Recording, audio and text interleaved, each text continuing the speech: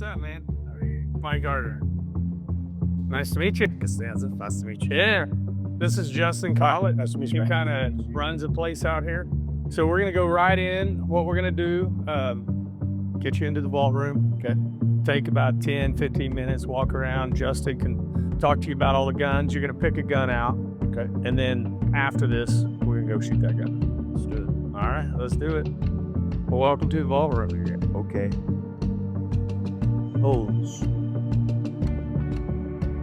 Like where you start, you know what I mean? That wall's mostly all night stuff for the rifles, and then pistols starts with Nighthawks, goes through Wilsons, and then into various sundry other things. It's like sensory overload.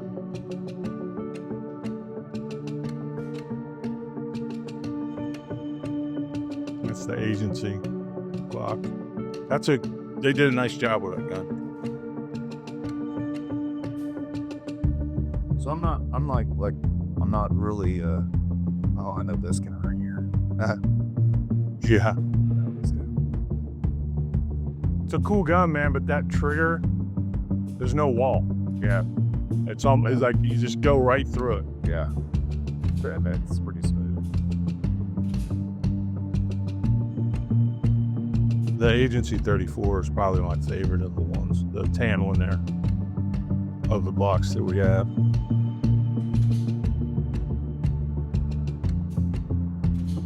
A little more of a defined wall, which I like. But the brakes really smooth. It's clean. You don't have that. I do really smooth.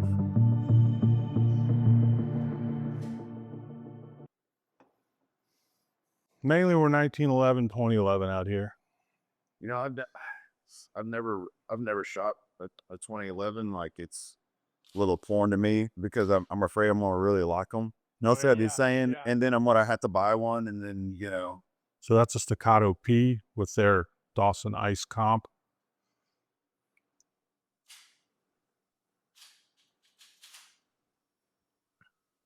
Yeah, I was the same way. I got my first Staccato, and now I have 3 of them. right. Like, And this trigger just crazy. Yeah, that's light for you, too light for a duty gun, Yeah. but it's set up for, just a game gun mainly. And this is more of a duty type. I say that, but it's probably not a whole lot of dudes carrying these for duty. This is a Chambers. It's a custom 2011. The guy makes about 50 guns a year. A little heavier trigger. Yeah. And we got it slathered in oil because the humidity in here, we got to keep it. Got to keep them cool. Yeah, and like the finish on that gun, he uses a matte blue versus a paint or a DLC. He claims just because as tight as the gun is fit, you can't get DLC to maintain the tolerances he wants. Right. Which is a point of contention on the internet. takes Glock mags. So it doesn't have the grip safety. But Okay. But everything else. Yeah. Well, that's really smooth. I didn't want to like that gun, but we shot him at SHOT Show. And then Yeah, we shot that. like It's pretty good. They make a newer version that is a 1/2 inch longer barrel with it's not a comp, but it's like a weight. Yeah. And it's a little flatter. It's pretty cool. These are the Nighthawks.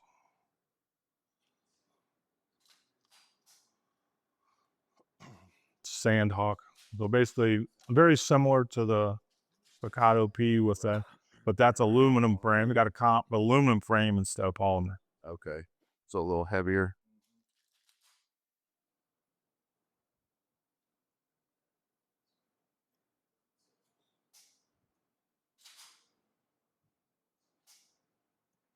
Most triggers are just so much different when you have that type of trigger as one that has. Oh yeah, there's fulcrum. just not a whole lot of travel. You just take up that initial slack and you're ready to go. So what's the difference between like this one and this one? So that bottom gun, it's a pretty interesting gun. Right after Staccato did the rebrand, from STI to Staccato, and they started to want to get into the duty market. So this is a 5-inch actual Staccato marked gun, which was never a catalog gun. They never cataloged the 5-inch double stack. This was sent to San Francisco PD for evaluation when they were sending out early guns around to see what guys liked and wanted. And one of the feedback that they got was that they didn't want a 5-inch gun. Okay. They wanted the 4.5-inch gun, 4.4, which is the P, which is what they ended up launching, basically that initial P line, which is the same size as a Glock 17, basically. Okay. Like if you lay a 17 on top of this without the comp, like they're the same size. So this 5-inch was a test gun, and what they learned was the guys don't want that big a gun. So we ended up with it, but it's just cool gun that they never actually put in their catalog. Okay.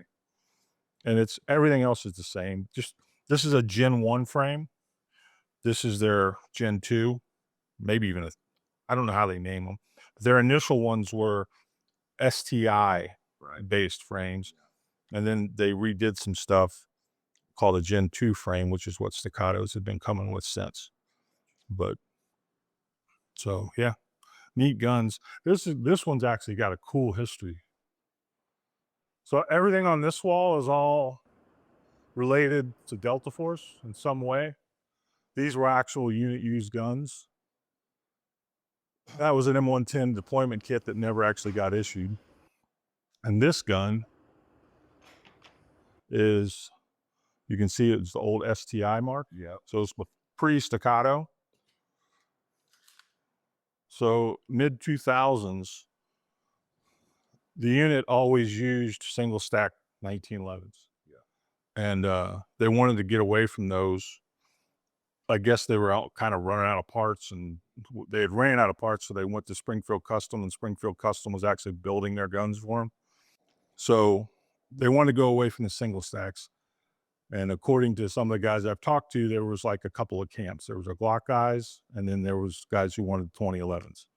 And so the 2011 guys, they got STI to send them like 100 some guns. This is in 40. So they wanted, whatever they got, they wanted it to be in 40. So they had Glock 22s, Glock 35s, and these, and they ran these. They gave them to their operator training course guys, because like they shoot, I think Pressburg's had like 70,000 rounds during their course.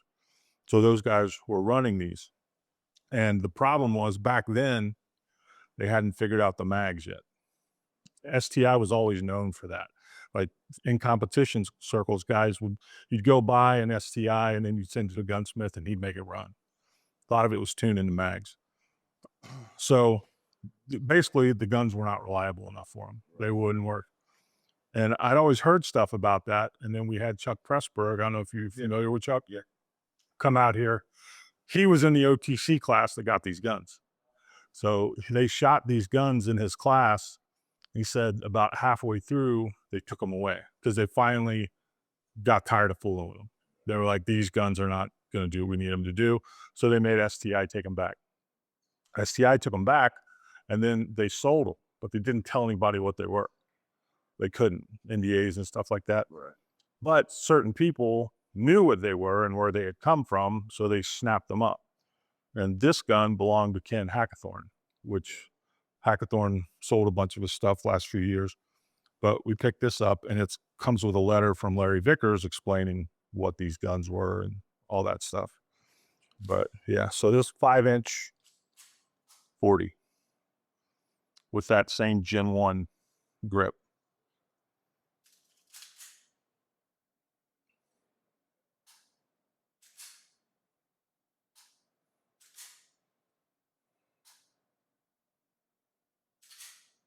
Too bad they couldn't get him to run. Yeah. That was what Chuck mentioned. He was like, because their OTC class in the pistol side, he said every round is scored. So every round you fire is scored, every round is tracked. And every week they put up a spreadsheet of where everybody in the class stands. Yeah. But he said, yeah, it sucked. going away from this back to a Glock in the middle of the course. And they're shooting bullseye stuff. They're shooting B8s. And then like this, it's a Paul Liebenberg gun.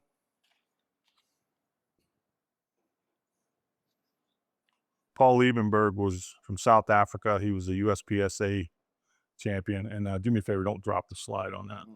Yep, there you go. And he was a great shooter, and he ended up as gunsmith, went to California and worked for Pacmar in the late 70s, I guess, 70s, early 80s. And they were a full-blown custom shop at the time. And they were known for building a gun called the Pacmar Combat Special, which looked similar to that. It was the original, like the two tones. That's kind of where that came from, was Pacmar. So anyway, he went on and he worked at Smith & Wesson's custom shop. He ran that for years. And then he started his own shop down in Florida, and that is a gun he built. And the cool thing about these guns is, like, if you notice these parts, like a lot of these parts, they're all real similar because they're all manufactured parts. Right. Like you look at his, like that's not a manufactured part, like he made that. Same with this magwell. So like even if you look at the location of this mainspring housing pin, it's different because this, he mills this out of a block of steel. He cuts the bottom of the frame off and then repositions that pin to get it the way that he wants it. Same with the slide. Like he does all the cuts. He makes the rear sight. Just, there's not a lot of dudes out there that do that much hand custom work right, no matter what they are. Then these are Larry Vickers guns that Larry built. That's the only stainless gun he ever built. He hates stainless guns, right? And then these were, so this generation, the guys would get a 16-inch upper and a 20-inch upper. And a lot of them tended to use the 16 and not use these are both Knight's rifles. And what's interesting is they both have LaRue rails on them. And I never could figure out why. And finally, when Chuck was here, I was able to ask him, it's like, Chuck, why do these guns have LaRue rails on them? And he said, because the Knight's rails they came with were not long enough to get their night vision shit, lasers on it. So they would put the LaRue rails on it, have their armorers do it, so they had more rail space. Yeah. Which I thought was pretty interesting. But these were similar story to this. The unit was almost kind of an R&D for Knights. So they would go to Knights and say, we want, they started with this gun, the M110, 20-inch 308. And they were like, we love the 308, especially in Afghanistan, but it's too big. It's too heavy. We want something else.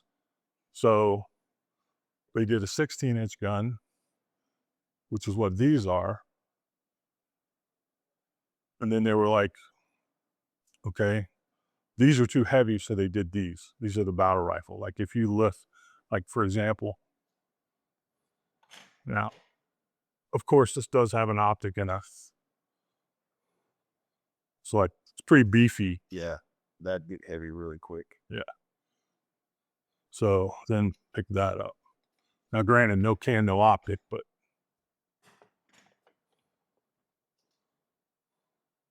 and that's a 308 gun.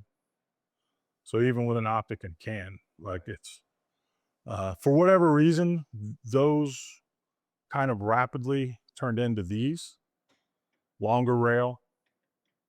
But these uppers, when they would have a new generation, Knights would take these uppers back in on trade-in.